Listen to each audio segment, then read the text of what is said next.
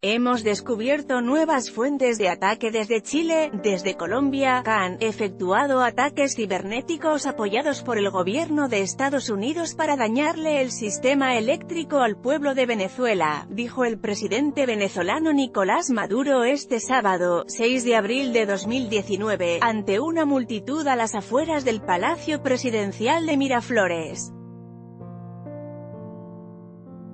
El mandatario culpó a Estados Unidos de articular vía remota un ataque cibernético y electromagnético a la central hidroeléctrica de Guri, que aporta el 80% de la energía al país, el pasado 7 de marzo. Esta vez afirmó que investigaciones arrojaron la introducción de virus en los sistemas eléctricos de Venezuela, en los sistemas computarizados, virus que apuntan a otras fuentes de ataque. Sin embargo, expertos advierten que el colapso eléctrico es resultado de corrupción, falta de mantenimiento a la infraestructura e impericia. Han recurrido al terrorismo cibernético, al terrorismo electromagnético con las líneas de transmisión, reiteró Maduro, bajo cuya gestión Venezuela cayó en la peor crisis de su historia reciente. Estamos en una verdadera emergencia eléctrica, en una verdadera emergencia nacional, subrayó Maduro. En ese sentido, hizo un llamado a América Latina, Europa, África y Asia para que reclamen el cese de las agresiones de EU contra Venezuela. Basta ya de agresiones de Donald Trump contra el pueblo de Venezuela, pidió. Llamamiento al diálogo, pongamos sobre la mesa todas las cartas, cesen los ataques terroristas y las emboscadas, y con el acompañamiento de México, Bolivia, Uruguay y el Caribe, Venezuela puede instalar más temprano que tarde una mesa de diálogo con todos los sectores, añadió Maduro, durante una nueva jornada de movilizaciones en la que el opositor Juan Guaidó, reconocido por decenas de países como presidente interino, elevó la presión en su contra.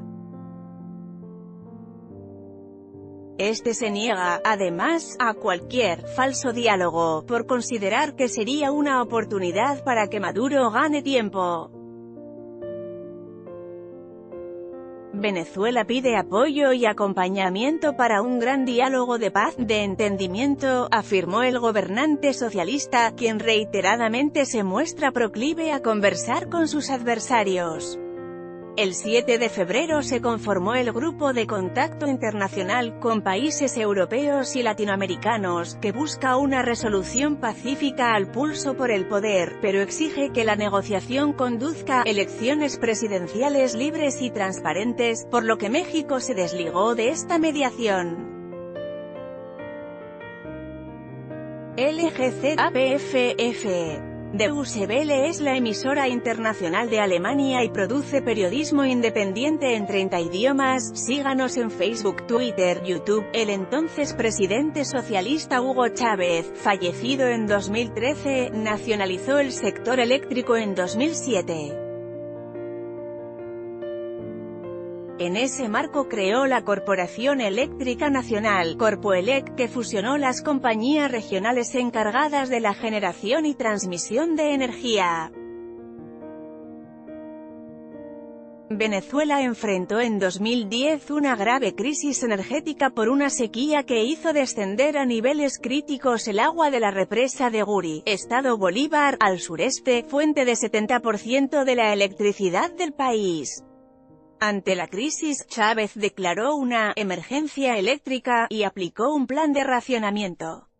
Pero las fallas continuaron. Un apagón afectó a toda Venezuela en abril de 2011, tras la caída de dos de las líneas.